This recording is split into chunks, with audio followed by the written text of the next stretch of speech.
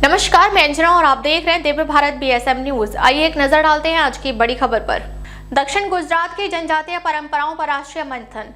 व्यारा RF दबू college में IKS विषयक एक दिवसीय संगोष्ठी संपन्न। दक्षिण गुजरात की समृद्ध जनजातीय परंपराओं, अनुष्ठानों और सांस्कृतिक विरासत को भारतीय ज्ञान परंपरा के परिप्रेक्ष्य में समझने और संक्षिप्त करने के उद्देश्य से व्यारा स्थित RF दबू कॉलेज में एक दिवसीय राष्ट्रीय संगोष्ठी का भव्य आयोजन किया गया। IKS tribal rituals and culture of south Gujarat विषय पर आयोजित इस संगोष्ठी में शिक्षाविदों, शोधार्थियों, जनप्रतिनिधियों और सामाजिक कार्यकर्ताओं की उल्लेखनीय उपस्थिति रही।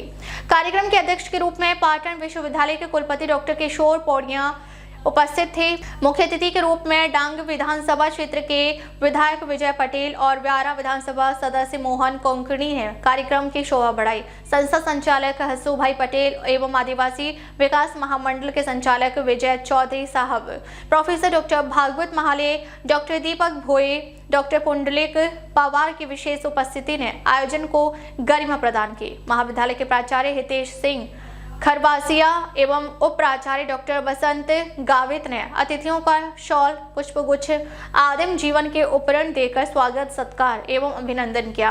भारतीय ज्ञान परंपरा में जनजातीय संस्कृति का महत्व। संगोष्ठी के मुख्य वक्ता प्रोफेसर डॉक्टर भागवत शंकर महाले यानी त्र्यंबकेश्वर महाविद्यालय नासिक ने अपने विस्तृत व्याख्यान में कहा कि दक्षिण गुजरात की जनजातीय संस्कृति भारतीय ज्ञान परंपरा का जीवंत और प्रामाणिक स्वरूप है।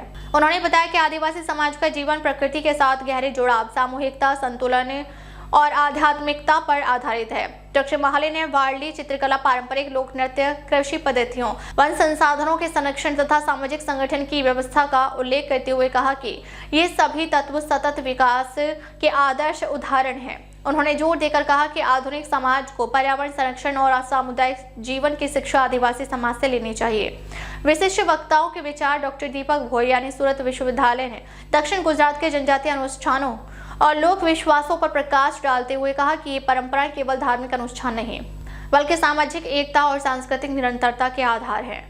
उन्होंने कहा कि जनजातीय समाज में पर्व त्योहार प्रकृति के चक्र से जुड़े होते हैं जो पर्यावरणीय संतुलन का संदेश देते हैं। डॉक्टर पुंडलिक पवार यानी बड़ौदा विश्वविद्यालय ने अपने संबोधन में कहा कि जनजातीय ज्ञान प्रणाली में औषधीय पौधों, जल संरक्षण, जैव विविधता और पारंपरिक कृषि तकनीकों का महत्वपूर्ण स्थान है।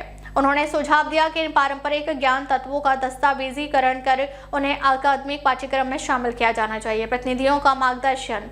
मुख्य अतिथि विधायक विजय पटेल ने अपने संबोधन में कहा कि दक्षिण गुजरात की जनजातीय संस्कृति राज्य की अमूल्य धरोहर है। उन्होंने आश्वासन दिया कि सरकार जनजातीय परंपराओं के संरक्षण और विकास के लिए निरंतर प्रयासरत है। तापी के विधायक मोहन कोंकणी ने कहा कि जनजातीय युवाओं को अपनी भाषा, संस्कृति और परंपराओं पर गर्व होना चाहिए। उन्होंने शिक्षा के माध्यम से सांस्कृतिक जागरूकता बढ़ाने पर बल दिया।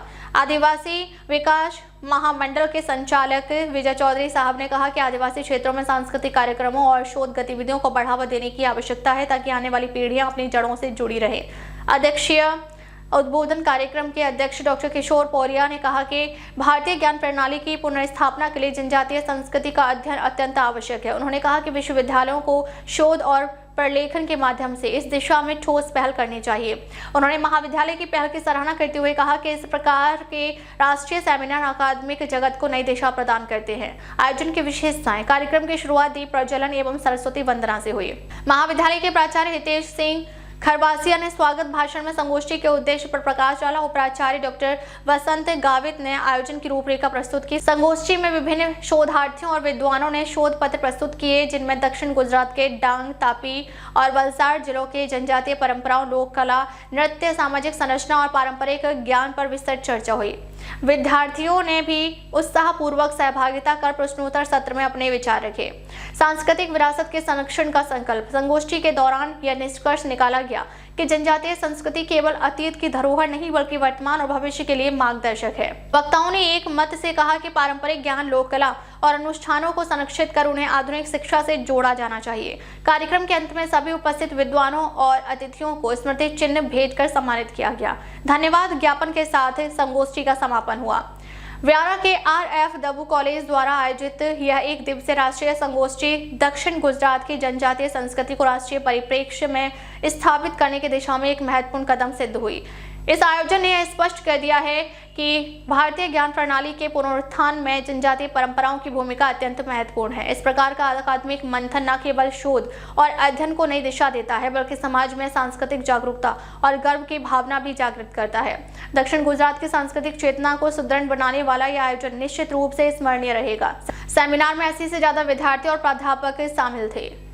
अब तक के लिए बस इतना ही, फिर मिलते हैं एक ऐसी ही बड़ी खबर के साथ। अब तक के लिए नमस्कार और देखते रहिए दिव्य भारत BSM न्यूज।